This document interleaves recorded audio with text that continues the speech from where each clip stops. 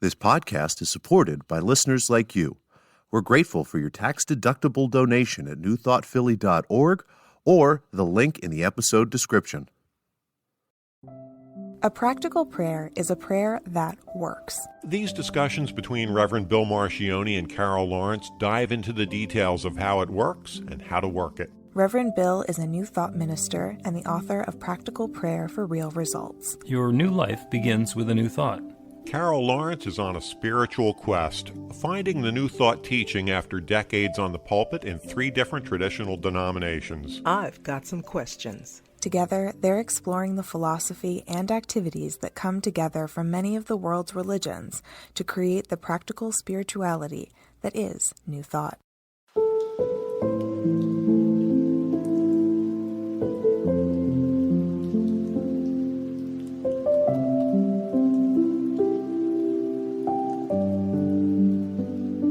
Welcome to the Practical Prayer Podcast. I'm Carol Lawrence. I'm here with Reverend Bill Marchioni, and I have questions and he has answers. Well, right? I have questions too, but every once in a while there's something that I have familiarity with so I can share it. But, okay. Yeah, I don't claim to have answers. I just claim to have a little bit of knowledge. Well, that's good. That's a good start. Helps us get started on the right People road. who have answers aren't curious anymore. That just bothers me. Well, then that means I don't have good enough questions. So, describe the question or the topic for today. Okay, I'm going to do my best. It has a lot of moving parts, and I've been thinking about this for a couple of days, and in that couple of days I am no closer to formulating an intelligent question than I was from the time that it came to me, but I'm going to give it a shot. Okay. How do you pray in a situation where, of course, you want the best possible outcome for everybody concerned, including yourself, but maybe not yourself right up front?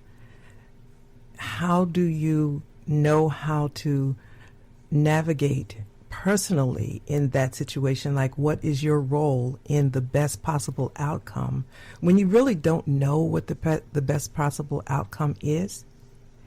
And let me give you a little, like a 10-second history on that. Okay, you can give me more. Well, on the idea of it, in the Christian church, traditional Christian church, the idea is to wait on the Lord and be of good courage and be patient and all of that, which is nice. But for a personality like mine, it feels like that's just a totally irresponsible approach. So, no, honoring the wisdom, there is some wisdom in that, in allowing God to do what God does. But there's also a sense of responsibility in terms of my role or your role or whatever in the outcome of a situation. And at some point, you can't do anything, right? Because you don't know then from the beginning. You just want the best to happen. So I'm giving that to you. So right. Unravel that and come up with some prayer, Right. if there is such a thing. I'm going to go through that backwards just a little bit. Because towards the end of it, where it was the personality part of Carol, let me rephrase that as, I know that with faith, the circumstance will unfold in perfection. And I want to do something now because I want to get busy. So it's you at your individual ego level want to take action now rather than waiting on silly old spirit to get around to fixing things. Okay, now wait a minute. That's not entirely 100% fair. No, it's not. Yeah, That's why I say I can wait for spirit, but I cannot stand the idea of being irresponsible. I want to do my part. Okay. There's a tongue-in-cheek way of phrasing this. Is God knows how this is going to work out. And you can say that as in exasperation. And in fact, that lets you say it in front of people who are not religious or spiritual. It's like you throw your hands in the air and say, God knows how this is going to happen. God knows how this is going to work. But it's an acknowledgement of the truth that God knows how this is going to work. And whatever the circumstance of the situation that you want to have, it's possible. And you know that it's possible because it's an infinite universe. Everything is possible. Even the stuff that's really, really unlikely. Anything is possible. And so it's about shaping our belief to allow that new possibility to come into place. Now, in a situation where you don't know how it's going to happen or what it's going to look like, what you need to do is open up to the greatest possibility of whatever it could be. So, and I know that one of your favorite things is the purpose statement. Mm-hmm. We do the purpose before we do the prayer. So what you're talking about is the second act, where things, to use the spiritual term, sucketh. These circumstances sucketh.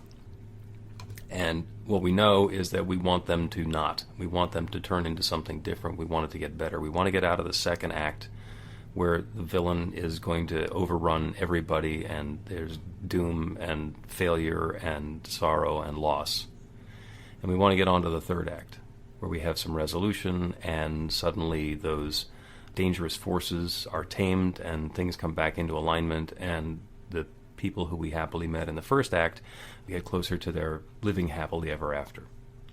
So that's what we're doing, is we want to move from that really sucky experience of the second act to that harmonious and joyous feeling of resolution and completion and stability that's in the third act. We don't need to write the script.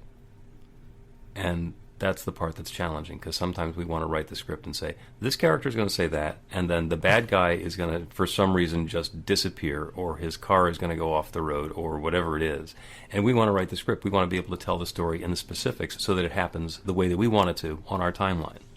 And it often doesn't work that way, especially when we don't know how we can get from our current experience to the one that we want to have next.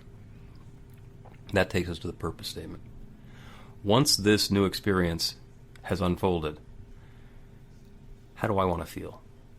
And how do I want everybody else who's involved in this to feel? What do I want the tone and texture and flavor of our lives to be without naming the specifics of how it's going to happen?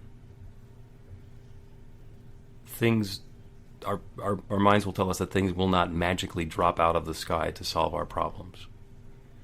And they won't in that manner, but the series of coincidences that are possible as stuff just shows up for us can be stupendous. So what we want to do is change from our belief that the current crappy situation has to continue to this is the circumstance that I want, the flavor of life that I want us all to have when it's done. And then get out of the way. Get out of the way. Yeah. If I want the circumstance to be a particular way, but I don't want to take my hands off the steering wheel, there's really much less possibility for the route to be different than what I've anticipated. So it's about letting go of control, letting go of our attachment to need to know how this is going to go together so that those coincidences can start happening. One of my favorite sequences in the Harry Potter movies was when they had it was the good luck potion. When Harry's going to drink it and he's going to get good luck. And they figured out exactly what he's going to do once he's taken the potion because they have an idea of how it's going to happen. And he takes the potion and he says, I'm going to Hagrid's. And they say, that's not the plan. And he went there and by coincidence, that was exactly where he needed to be to have the experience that he was having. They wound up getting the experience that they wanted and had nothing to do with their plan. That's what we're doing. So taking your hands off, is it fair to say just being in the moment, just living in the moment and doing what comes next? Yep, surrender. We surrender our attachment to doing what we've been doing, to doing what we think we ought to be doing, to knowing. Sometimes the most responsible thing we can do is to not take responsibility for the next step. Well, that's a bit of a challenge for me, but I would take that on, I would think. Okay, well, as you know, I'm not really here to make you comfortable. How did I kind of figured that out a while ago. I mean, you're welcome to be, but if there's some challenging things that we get to do along the way, that's okay too. It is a bit of a challenge to not do because, well, I'm the oldest, so doing was my responsibility, and not doing was not an option. in whatever it was. So here I come, to New Thought all these many years later, and you're saying release, let go, surrender. And I'm thinking, what the heck is going to happen? It works that way whether you're trying to work it that way or not. Because you've told me the story about when your kids were born and were growing up, and you knew exactly what each of them was going to do. And there are two pieces to the story that I love. Number one is they have grown up fabulous. And two, they have grown up nothing like what you had predefined. That's true. Okay, so that surrender and allowing process happens anyway, whether you want it to or not. And as we do it, we can seem, if we try to make it happen our way, and Spirit has its own way that it's going to be coming together, then we wind up looking like we're struggling and forcing the issue and failing because it's not going the way that we wanted it to. And actually, if we just invite Spirit to guide us to do whatever it is that's going to be necessary to happen next and allow the circumstances to unfold while we look like we're just sitting calmly on our purple pillow, then we get a reputation for being something different than the really aggressive person who's struggling. So we can do that. Is there anything in the middle?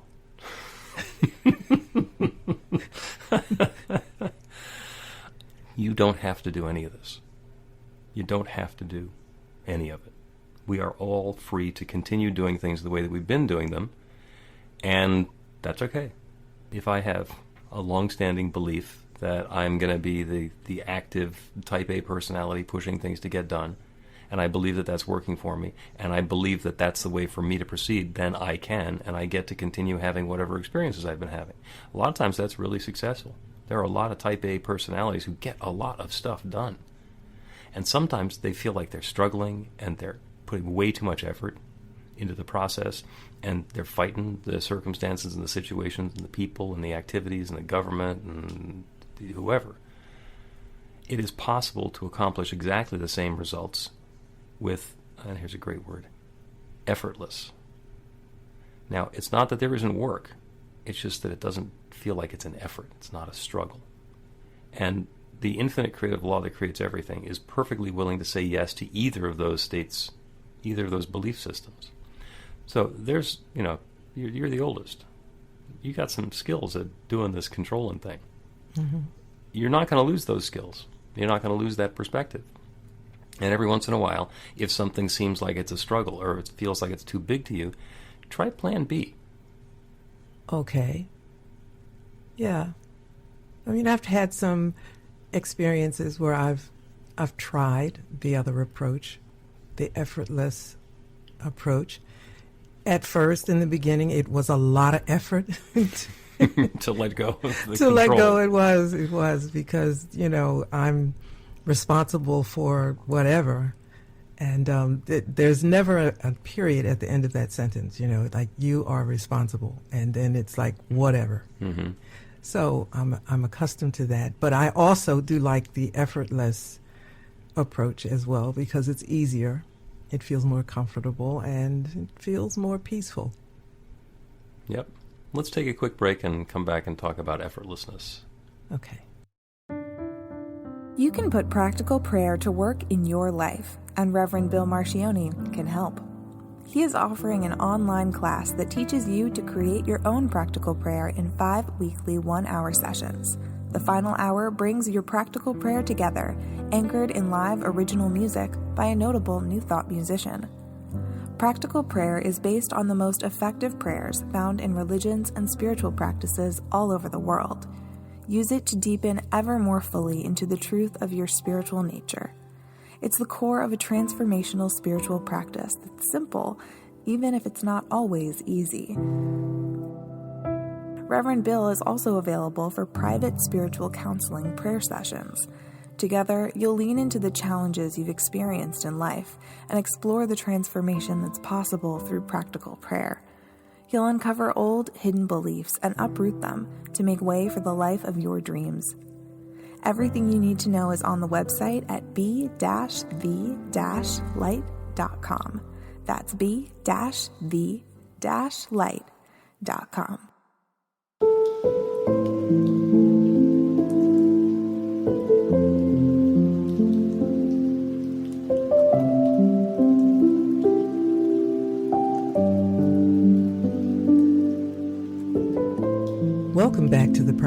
Prayer podcast. I'm Carol Lawrence, and here with Reverend Bill Marcioni, and we're back. Yeah, we were talking about effortlessness versus struggle, and we're free to choose. I mean, we're not really free to choose, because we never think, oh, you know what, I could do this effortlessly or I could struggle. Well, I'm going to choose struggle. It's just that in a lot of cases, the things that we do that we wind up struggling in are the same patterns that a lot of times just work for us. We see the circumstance, the situation, oh, these how we fit the pieces together, I'm going to make this phone call, I'm going to put this over here, I'm going to buy that, I'm going to order the other thing, I'm going to get these people to help with that, and then it's going to be done. And we can see it in our minds, and we understand the pieces that we have to do, and that just works. And then we come to a situation where the pieces are not in alignment like that, and we try to do the same process without knowing exactly how it's going to work, and those pesky little pieces don't cooperate. And then we wind up having a struggle, and there's a lot of effort involved in chasing after them and trying to force this to fit together with that, and it winds up feeling overwhelming. Yeah. Okay. Yeah. Now, the circumstance that you were thinking about that brought you to ponder this for the last several days, I would imagine that it was a specific circumstance. It was a specific circumstance, but it made me think of a lot of other things and possibilities in the future, because when you're trying to, for me, when I'm trying to make a change, make a shift, I'm trying to cooperate with myself and cooperate with, the ocean liner turning around. It's like, okay, this is the flow. It doesn't feel the same, but you want to take this journey, so go with it. But it doesn't mean it's easy. Right. And generally, especially in classes, when somebody is sharing or talking about their experience, we intentionally don't do hypotheticals, because that gets us stuck in our head and we can't deal with a real situation. And in a hypothetical, the only solution is going to also be hypothetical. I'm happy to do this with you, and it's actually great that you're not specifying exactly what's going on, because it's a real circumstance, so it applies for the same sorts of situations that are going on for anybody who's listening.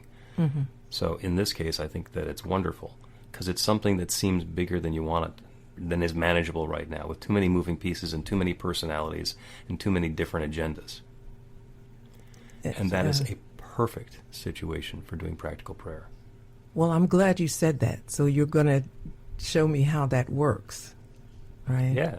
Okay. Because you described it like 100%. And the moving parts and all of that don't move me at all, because that's what I do.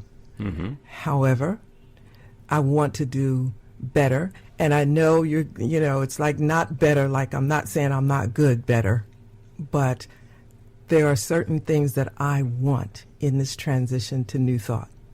And I like to not keep thinking I'm in transition. I like to think I'm there, but I'm learning the lay of the land. When I came to New Thought Philly for the first time on Zoom, I think it was, we were doing the sort of graduation or the culmination of the first class. And you said, in your greeting, you said, "Welcome home." Mm-hmm. And I've told this story a number of times, and it's never different. I will never forget how that felt. I just almost fell apart right there on the Zoom. I almost turned my camera off, because I knew that I wasn't home where I was. For all these years, I knew it. And you said, "Welcome home." And it was like, it was to me. And so I thought, okay, so you're home. You should be comfortable where you are. Yeah. But when you've been away from home and you come back, you got to learn how things are. Right. Learn. Somebody might have remodeled. Yeah. And it's, and it is. It's, the language is different and whatever. And that's fine. I'm trying to learn it all. Mm-hmm. I'm insisting on myself. I'm tenacious about things, so you know that. Yeah, you are. So I am determined to learn it, whether it feels right or makes sense to me. I want to know how it works. When we reject something that we don't understand, then we could be missing out on something wonderful. If I'm turning it down because I don't understand it, then there's no possibility for me to grow from it. Right. It just keeps me in my comfort zone. Couple of points that I want to make. First of all, about being at the top of the New Thought mountain, I don't think we ever get there. It's an upward spiral. And every time we go through a new experience and we apply this New Thought teaching, these principles to that experience, it elevates us higher and gives us a richer understanding. And that applies through all of the classes and through all of the programs that we do. We start by learning to do practical prayer, and then we use that in our introductory class, which is Beyond Limits, to take a step into our spiritual truth, where we're facing some of the things that we've been dealing with, and there's some forgiveness work that's involved in there, and there's some prosperity work, and to be able to go through that process at a fundamental level and use this practical prayer technique to get a transformation in our lives, we started going. And then with the foundational class out of the way, we get to move on to the advanced classes, where we go through very similar things, but at a deeper level. And then eventually we go through practitioner training, where we learn to do this. We really clean the soap bubbles out of our bottle so that we understand who we are. And the first year of practitioner training is a full year to be able to do that clearing. And that sets us up for the second year of practitioner training, where we learn to do prayer for other people. And that's because as we get into this, if somebody comes in and tells me that they have a problem, then I'm going to put their problem through my filter, and I'm going to do a prayer for my problem rather than for what they said their problem was. And it continues. And even after somebody is a practitioner and they're doing prayer for other people, it's not over. Because what happens is the clients who come in and ask for prayer from a practitioner, the person who sits down in front of you is asking for help with exactly the problem the practitioner has been having. It's a continuous process of moving through it. Mm-hmm. So don't beat yourself up because you don't think you're at the top of the mountain yet. You are making great progress, and you've got a really good view of the valley. You understand the lay of the land really well, and you're getting better and better and better at it all the way along. Don't let that impatience that I want to be finished with this, because it's not going to happen. Thank you for saying that. You know, I don't think that I'll ever be finished, because I'm thoroughly enjoying this. And I'll tell you what is so wonderful about it. As you know, I did a lot of reading and stuff on my own and blah, blah, blah. And when I came to you, because you're my teacher, my guru, oh my, I felt like I had a bag of confetti, of New Thought confetti, you know, because you name one of the teachers on YouTube, I know them. I've been with them all. And it felt like I had just a bucket of confetti, and I threw it up in the air. And when I met you, I was saying, like, all right, now let's make sense of all of this. Catch these pieces, you know. Okay, Reverend Billy, you tape this back together into the original design. Here's all I got, right? So, I mean, I've heard it before. It doesn't mean I know what it is, but I've heard it. Bang. Fix this. You got it? Okay. You know. That's where we are. And you catch it, you know. You catch the pieces before they even fall. That's the great part about it. You know, the classes, and it's like magic. It really is. That's why, you know, it's not hard for me. It's magic. It's work it's hard work that I love, because it's making sense. Yeah. Yeah. The other thing I wanted to mention is when we do our welcome at New Thought Philadelphia, we had lots of discussion about whether or not to include the word home the first time through. And when you were there, I said, I'm using the word home because it feels right today. And the greeting is, whatever path you've been on, whatever brought you through our door or our Zoom today, wherever you're heading next, we have been expecting you. Welcome home. Yes. Yes, that was the other, you said we've been expecting you. Yep. I was done, you know.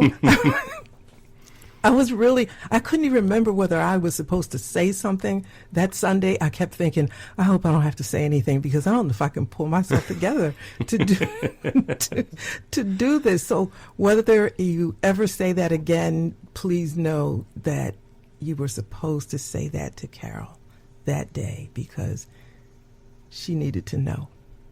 Yeah. And I've taken to saying home, which the discussion was, it's kind of a presumptuous the first time somebody shows up to say welcome home. And the point that I've gotten to in my growth is, you're in the right place at the right time for exactly the right reason. And if you want to be here and are uncomfortable feeling like this is home, there's some work to do. Might be my work, might be their work, but there's work to do. So let's go ahead and get it out in the open. And two, if they could go away, but you always want to know where home is so you can come back. And that's what it felt like with my life. I have been out there and in different denominations, and you name it, I've done it, but never felt like I was home. And I've always been feeling like I was trying to find my way back home. So that's why those words were magic for me. If it's home, you're going to want something in your spirit, in your soul, is going to pull you back. Perfect. Make you can't be comfortable out there, And I did a lot of things, and I was good at it. I was good at it, and I got friends and respect and all of that, but it wasn't home. Yep. And, for me, the story is the prodigal son. We can go into a far country, we can do all sorts of stuff, and we always have the possibility of going home. And it's not home to New Thought Philadelphia, although anybody who wants to is welcome home at New Thought Philadelphia. It's home to that truth that resides within. Yes. And that's what you were talking about. You can lose your gut, lose your heart by getting caught in your head because your head's so good at figuring stuff out. And you are always free to go back home, to let it settle in your heart and your gut and embody whatever it is that you're creating rather than pushing it. Yeah, and to hear somebody, you or spirit, say, it's okay. It's okay to not be 100% in charge of this right now. It's okay. And if it screws up, you can get back in charge, but right now, try this. It's a wonderful option to have. Yeah, and there is expertise that's available. If I'm in the 3rd grade and I want to put the land a man on the moon, I don't have to do it myself. I might be able to get involved with this group of people at NASA who are working on the same project. So there are all sorts of possibilities, and when we let go of our attachment to I have to do this on my particular timetable, then all sorts of things become possible. And before we did it, the moon landing was impossible. Yeah. Well, I hope I didn't take us too far out. I took us to the moon. You didn't go nearly that far. Oh, good. It's you then. It's me. It's not you. We're going to do a prayer for divine guidance and perfect unfolding, which is what you were talking about. Let's take a quick break and come back and do that. Okay. Learn to put practical prayer to work in your life. The steps are simple to learn and let you begin to get real results to create the life of your dreams immediately. Reverend Bill Marcioni's widely acclaimed book, Practical Prayer for Real Results, gives you a clear summary of the New Thought principles behind practical prayer and the series of easy-to-understand steps found in the most effective prayers from religions and spiritual practices all over the world and throughout history. Practical prayer is not a replacement for your religion or practice. It's a technique to make the work you do in consciousness even more effective. The book includes 40 prayers on various topics that you can adapt as needed and use as your own. Practical Prayer for Real Results is available in paperback, Kindle, and audiobook on Amazon or at b-the-light.com. That's b-the-light.com.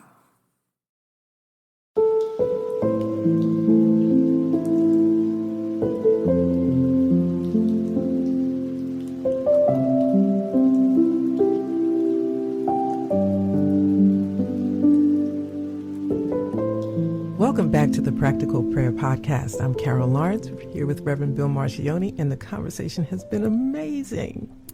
So, you said that we're going to pray, or you're going to pray about divine guidance and perfect unfolding. And that's exactly what I was talking about, but I couldn't get it all together. It's like, let's go to that pot of confetti that I talked about. Mm-hmm. I started the broadcast trying to articulate something, and it really was just like not coming together in any intelligent way. It was like a thing of confetti, and I threw it up, and then you just pulled it all together by saying divine guidance and perfect unfolding. And my question was, how do you pray, or what do you pray for, and how do you fit yourself into this kind of confetti situation? And you just summed it up so perfectly, so easily. And I'll have to tell you, I was feeling a bit of anxiety about the confetti, but somehow I had some confidence it was going to work itself out somehow. But I didn't know you were going to work it out in 4 words. 4 words, you know what I'm feeling like? Lawrence, could you calm yourself down? Could you have come to this? 4 words. And the answer is yes. And I'm going to tell you, because you were talking earlier about magic. Mm-hmm. And the part that's magic about this is not that I was able to take your bucket of confetti and turn it into 4 words like that. It's the fact that in the time that I've been doing this, I have seen that particular bucket of confetti before. And I know from my experience that the way to deal with that particular circumstance is to turn it over to the divine and ask for guidance so we know what's ours to do, and allow it to unfold in a way that's going to be perfect. And that can take lots of different forms, lots of different shapes. But I already knew what it was. But you made it so simple. That's what makes a magic trick so spectacular. It is easy, and I used to do magic shows when I was a kid. It is easy to pull a rabbit out of your hat. The tough part is to do the entire rest of the show with a rabbit in your pants. Oh. So that you can pull it out later. So the fact that I've been doing this for a while, and I understood this, and I can put that into the framework, makes it look like magic. And I'm okay with that. Because the delight of saying, oh my God, there's this problem that was insurmountable and suddenly there's a solution. That caught your attention. That enhanced your faith, your belief that this situation might be resolvable. That there might be a different alternative to the way that you've been doing it. That's the magic. Absolutely.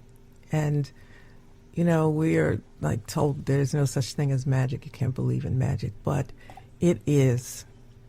It is magic. When you don't have to, when you're struggling with something and you don't have to struggle, but you don't know how not to struggle, and then here comes 4 words. That's magic. That's magic. Arthur C. Clarke, who is a science fiction writer, wrote 2001: A Space Odyssey and a bunch of other stuff. He was also involved in technology. He actually invented the communication satellite. And one of my favorite quotes from him is he said, any sufficiently advanced technology is indistinguishable from magic. And if you think about that, if you were to take a cell phone and give it to somebody 100 years ago, that's magic. Mm. That is absolutely magic. I mean, that was before the video wristwatch communications that were so futuristic.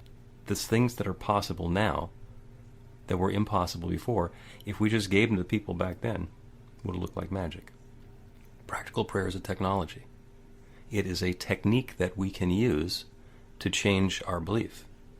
And it works by principle, because we're not asking for special dispensation. We are using the creative principle that has created everything. And that's what's creating our next new experience. This is a technology. You don't have to be a particular religion. You don't have to be in a particular group. You don't have to ask for special dispensation from a middleman or a minister or a shaman or anything else. Everybody can do this. It is accessible. It is a magic trick that everybody can learn. And that's the technology. And that's what makes it so beautiful, and makes me feel a little bit calm, because I'm thinking, if it's a technique, if it's technology, this is the way it works, right? Ernest Holmes said, this is the way it works. This is the way it works. Okay, so I got to figure out how this works, because it works. Okay. You don't got to figure it out. You just have to work it. If you have an understanding of how to work it, then you'll eventually, and pretty quickly for you, get an understanding of what's working and why it's working and how it works. But you don't need to know how it works. You just need to know how to work it. Okay. So we will do a prayer for divine guidance and perfect unfolding, which we sometimes call divine right order. Okay. And divine right order is wonderful because it reminds us that the all the mysterious pieces in the puzzle can fit together in a way that we don't necessarily understand, but that the infinite does. And it brings those puzzle pieces together in an orderly fashion, which gives us joy and harmony and success and prosperity and vitality and vim and vigor and all the other good stuff that we're looking for. So here we go. It's a prayer for Carol and whatever this mystery circumstance is that you have not detailed, the confusing, kind of too big to be controlled on the individual ego, pushing the pieces around in the world level. So we're going to ask the infinite to help us out with this. And we're going to take advantage of the fact that we don't have the details, because this is going to be for everybody who's listening. So as it's safe and comfortable, go ahead and close your eyes. Turn away from the world, from the circumstance, from the situation around you, whatever that seemingly insurmountable problem or challenge happens to be. Whether it's with people or finances or organization or the way that the specifics are supposed to be fitting together and just haven't been. Whatever it is that has been a challenge or a difficulty or a struggle, acknowledge that that's what it's been up until now. Take a deep, full breath, close your eyes, go within, and breathe in a brand new possibility. And as you breathe out, surrender. Relax. Let go of whatever's no longer serving you in the same way that you're letting go of the air that was so helpful just a moment ago. And from that space of emptiness, take another deep, full breath in and let yourself be filled with something brand new. Allow it in. Allow it to fill you. Allow yourself to be inspired. And as soon as that breath has served its purpose, go ahead and breathe it out. Let it go again. This is the surrender. This is opening and allowing. Keep breathing at the pace that's comfortable for you, knowing that trying to force it or control it and deciding that I'm going to hold this breath until X, Y, or Z happens doesn't serve us. Trying to breathe out and then breathe out again without having breathed in the first time is a level of control that's not possible for us physically. So we're reminded not to try to control it that way. And allow that awareness of that divine order, of that perfect sequence that's available to us. Just allow yourself to open to that. Because we can know that that infinite creative power that has created everything, we call it nature, spirit, God, source, the creator, the Big Bang, whatever it is that we call it. It is that one which is sharing itself as all of its creation. Everything is that divine presence taking individual form. Everything. And that includes me. It includes each person who is listening to this prayer. It includes all of the people who we are involved with, all of the players in whatever the circumstance or situation or drama happens to be. It includes all of the other elements of the situation or circumstance. The people, the places, the things, the activities, the ideas, the motivations. It is all that divine presence taking its own specific and particular form. And so when we look at it from that higher perspective, from the big picture, it is all God expressing itself in different ways. And knowing that, it is very straightforward to understand that these pieces can fit together in different ways. And we can turn our attention to the situation that we would prefer instead. With these pieces fitting together perfectly, we don't need to say how. With these pieces fitting together perfectly, how do I feel? How does it look? What is the circumstance? What is the texture? What is the flavor of the relationships that I'm having with the people? What is the activities that we are involved in? How does it look? What am I wearing? What's the temperature of the room? Who else is there? Whatever it is, to bring the feeling of that success to mind. And then there's the invitation. The invitation is for that infinite mind that knows everything, that divine intelligence that has created everything. Allow it to create this. Allow it to create this next new experience in ways that are magical and wonderful and, in hindsight, completely understandable. And I invite that same mind to inform each of us as to what is our next perfect step to take, along with the motivation to take it. along with the wisdom to not keep taking the steps that we've been taking so far, to allow the transformation, to participate in whatever that newness is, to surrender our disbelief that this can't get any better, that this can't come to full resolution as quickly as we could possibly imagine, and even faster, as well as we can possibly imagine, and even better. All of the pieces fitting together in perfect order, in divine right order, as that divine intelligence guides us and runs the project. This partnership is underway now. This co-creative partnership where we are inviting this newness and allowing that infinite creative power that creates everything to create it through and with and as us. All the pieces are fitting together in sweet perfection, and I'm grateful for it. I'm grateful for the good that's unfolding. I'm grateful for the wonderful way that these coincidences, these seeming coincidences, are coming about. And I'm grateful to know that love is unfolding. And so with gratitude for this good, I speak this word of intention and I release it into that same creative law that has created everything. It's creating this. I let it be. And so it is. Amen. Thank you. Thank you. Did you get any aha moments? Any insights about what you get to do or what you get to let go of? It's messy.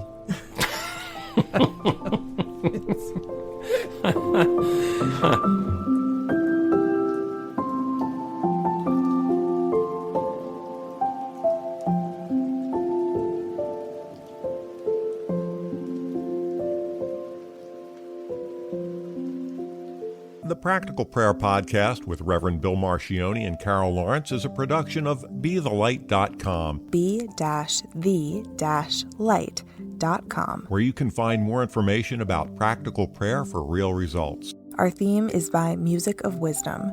You can learn about the spiritual community of New Thought Philadelphia with daily guided meditations, Weekly celebrations of spirit, and Reverend Bill's classes in practical spirituality at newthoughtphilly.org.